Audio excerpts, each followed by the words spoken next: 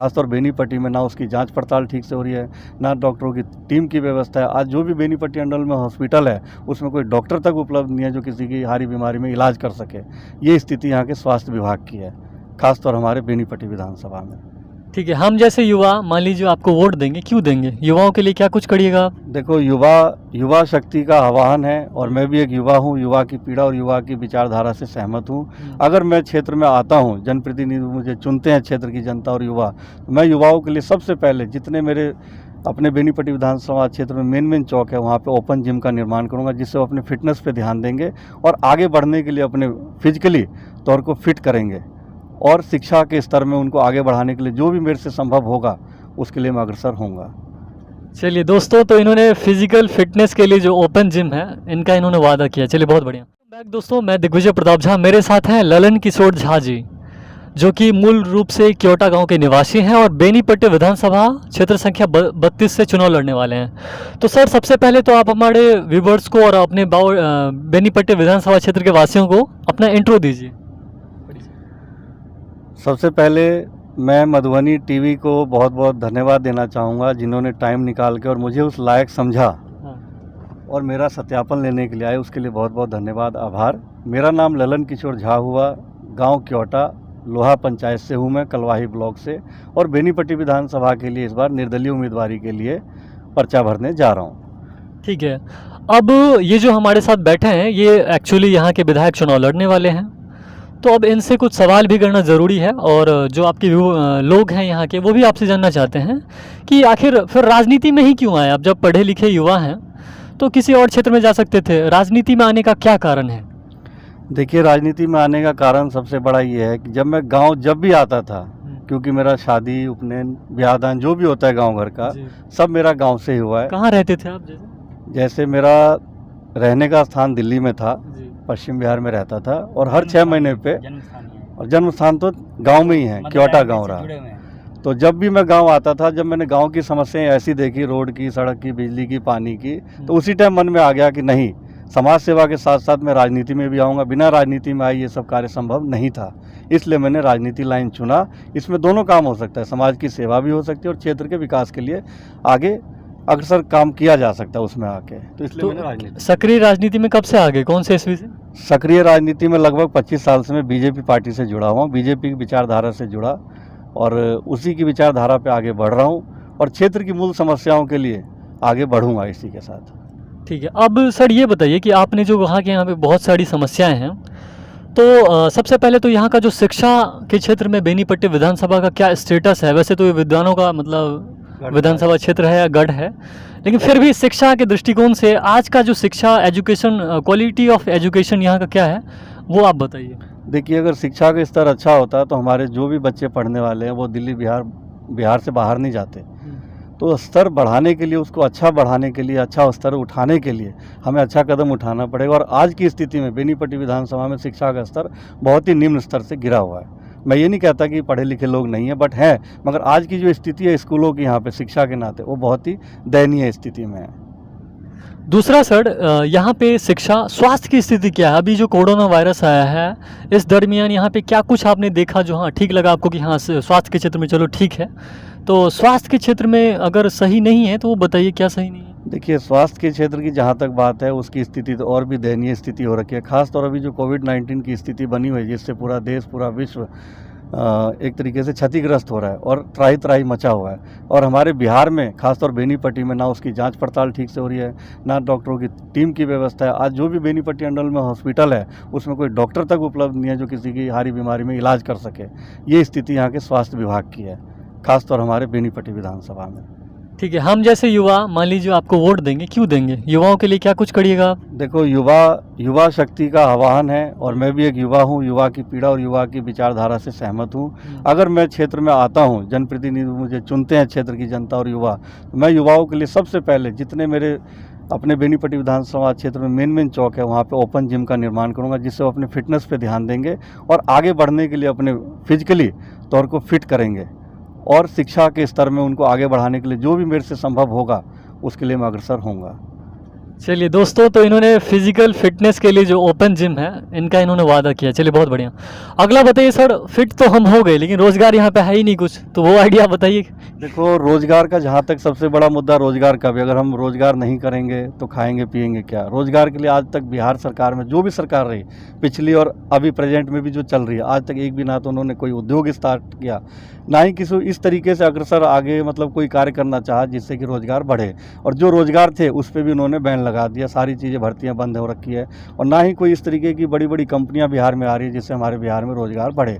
हाँ, अगर भविष्य में मुझे चुना जाता है विधानसभा क्षेत्र से तो मैं इसके लिए ज़रूर विधानसभा में जाकर आवाज़ उठाऊंगा कि हमारे क्षेत्र में जो ये रोजगार की कमी है उसके लिए उद्योग मिलों को, चीनी मिल हो गया, उद्योग जितने भी बड़े बड़े बंद पड़े हैं उसको चालू किया जाए, जिससे हमारे क्षेत्रीय लोगों को रोजगार मिल सके और पढ़े लिखे बच्चे बाहर ना जाएं, उनको स्थानीय जगह पे ही रोजगार मिले। चलिए, रोजगार आएंगे या नहीं आएंगे वो तो मुझे नहीं पता, लेकिन जो हमारे ज़मीर में बसा हुआ है, जैसे मत्स्य जो है, मिथिला का माछ, और यहाँ मछली मतलब, और ये मखाना जो है, और तीसरा ले लीजिए आर्ट एंड क्राफ्ट में हम काफ़ी हाई लेवल के मतलब ऐसे ऐसी चीज़ें बनाते हैं जो कि दुनिया में फेमस है। ये चीज़ें तो हमारे पास ऑलरेडी है। इन चीज़ों को कैसे मतलब बढ़ावा दिया जाए और उसकी क्या स्थिति है वो बताइए।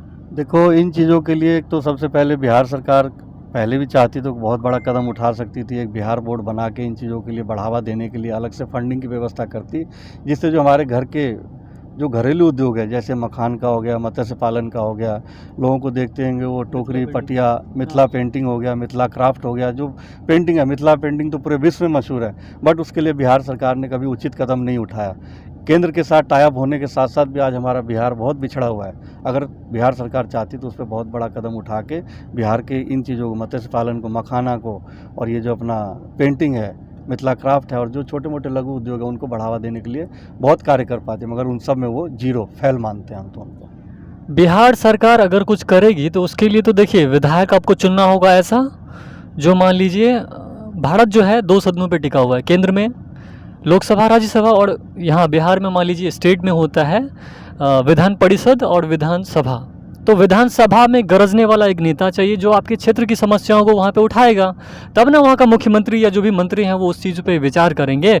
लेकिन यहाँ की जो लीडर्स हैं वो आप भेजते हैं गूंगे को, जिसको कुछ पता ही नहीं है कि वो क्या होता है मछली, कभी खेत में वो गया ही नहीं है।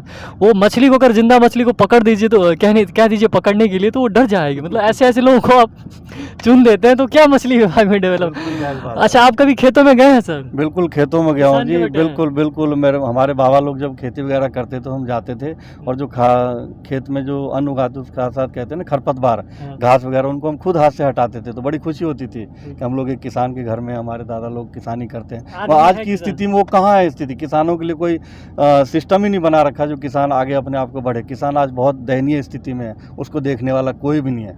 कहने का मतलब है गरीबों का कोई भी नहीं है सुनने वाला। तो यही कहूँगा, अगर मेरी जनता मुझे चुनती है, विधानसभा में लाती है, तो मैं एक वादा ज़रूर करूँगा कि पूरे बिहार की तो नहीं कहता, बट बेनीपट्टी विधानसभा को नंबर 1 विधानसभा पूरे बिहार में बना के दिखाऊंगा।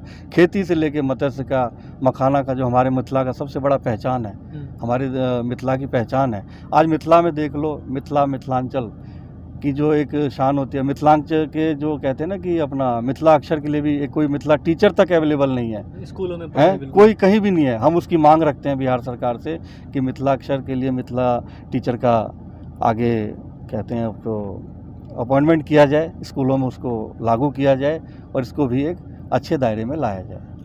अब सर, आखिरी मैं जो जिस मुद्दे पे बात करने वाला हूँ वो सबसे अहम है, क्योंकि अगर सड़क अच्छे नहीं होंगे तो एक जगह से दूसरी जगह हम जा नहीं पाएंगे। आज अगर आप लोग भी कैंपेन कर रहे हैं अपना, तो सड़क से ही करते हैं, तो सड़क की क्या स्थिति है यहाँ पे? और चलिए, हाई लेवल का जो रोड है, जो मतलब वो सब ठीक है, लेकिन जो ग्रामीण इलाके हैं, आप लोग तो अभी 3700 पंचायत जाते होंगे, कितने पंचायत गए हैं और कहाँ पे सड़क की क्या स्थिति है वो बता दीजिए बस। देखिए, प्रत्येक गाँवों की जो मेन सड़क तो चलो लगभग बाहर के ठीक ही हैं, मगर गाँवों की जहाँ पे जनता रहती है, प्रत्येक गांवों में कुछ ना कुछ समस्या है ही। अभी तक सड़क का पूरा कार्य पूरा नहीं हुआ।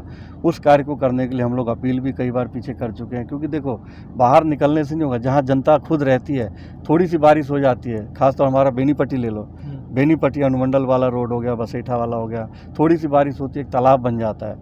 आदमी को निकलने के लिए पूरा कपड़ा ऊपर सड़क कर के करके साथ चलना नाली पड़ता है। की- नालियाँ भी नहीं है, कुछ भी नहीं है जी, कोई व्यवस्था ही नहीं है, कूड़ा फेंकने तक की व्यवस्था नहीं है। क्या हम स्वच्छ भारत अभियान चला रहे हैं? आज तक के जो यहाँ विधायक अभी हैं और पहले जो थे PhD मंत्री इस क्षेत्र के हैं अभी प्रेजेंट में, उन्होंने क्या किया? नल जल योजना काम के लिए हो गया, नल में पानी नहीं आता, पानी आता है तो खारा और मिट्टी भरा हुआ पानी आता है। ये क्या सिस्टम बना दिया आप लोगों ने? पैसे का बंदर बांट कर दिया पूरा। अगर क्षेत्र का बेनीपट्टी विधानसभा 10 साल का अगर विधायक सही से काम करता तो बेनीपट्टी की ये स्थिति नहीं होती। घर घर तक रोड, नाली, सड़क सब कुछ बना होता, मगर वही स्थिति है, कोई करने वाला नहीं है, फिर भी लोग उनके पीछे भागते हैं। तो यही कहूँगा, जनता से अपील करूँगा, एक बार मौका दीजिए, आशीर्वाद दीजिए और वचनबद्ध हूँ क्षेत्र के लिए जितना मेरे से संभव होगा वो मैं दिन रात एक करके पूरा करूंगा और बेनीपट्टी विधानसभा का नाम सर्वोच्च पूरे बिहार में ऊपर करके दिखाऊंगा, मिथिलांचल के लिए। तो दोस्तों, जैसा कि मैंने इनसे अभी बातचीत की है, तो लगभग 10 ऐसी समस्याओं पे हमने बातचीत कर लिया होगा। अब सर, एक मैं अंत में चाहता हूँ कि हम्बल रिक्वेस्ट, बेनीपट्टी विधानसभा क्षेत्र के जो 32 के जितने भी मतदाता मालिक हैं, युवा हैं, युवतियाँ हैं, भाई आप लोगों को ही डिसीजन लेना है, बदलिए। और जो भी मतदाता गण हैं उनसे क्या हम्बल रिक्वेस्ट क्या करना चाहते हैं वो बता दीजिए।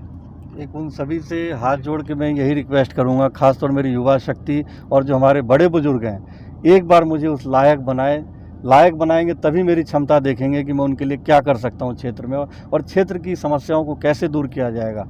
जब तक वो मुझे जिताएंगे नहीं, विधानसभा भेजेंगे नहीं, तब तक मैं वो कार्य नहीं कर सकता। इसलिए हाथ जोड़ के विनम्र अपील करता हूं कि एक बार मुझे मौका जरूर दे। वोट किसी ना किसी को करेंगे ही, एक बार इस छोटे गरीब भाई पे भी आशीर्वाद दे, क्योंकि इस बार लड़ाई है अमीर और गरीब की। मेरे पास इतना पैसा नहीं है जो मैं किसी बड़ी बड़ी पार्टी से टिकट खरीद के ला सकूँ, इसलिए मैंने अपने जनता में झोली फैला के चंदा मांगूंगा, अपील करूंगा इस गरीब का सहारा बने, आशीर्वाद दें और मुझे आगे भेजें, जिससे मैं उनकी आवाज़ को बुलंद कर सकूं। बहुत बहुत धन्यवाद आपका। जी बहुत बहुत धन्यवाद आपका भी, और सब गोटा के प्रणाम करै छी।